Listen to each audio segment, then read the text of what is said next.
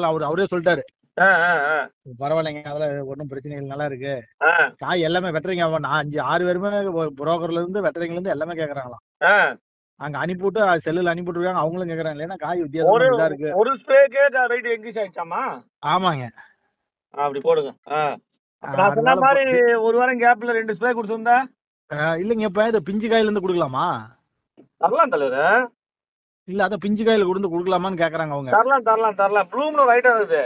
ஆ, அது நீங்க ஆரம்பத்துல இருந்தே ஸ்ப்ரே பண்ணிட்டு வந்தீங்கன்னா ஆ, ஆ. அதுதான் வெயிட் தூக்கும் குப்புன்னு சொல்லிட்டு.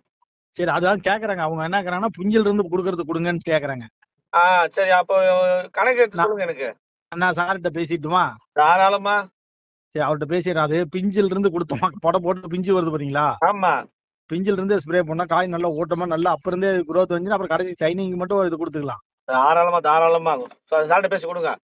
சார்கிட்ட பேசிக்கிறேன். நல்ல தலைவர. சிறப்பு.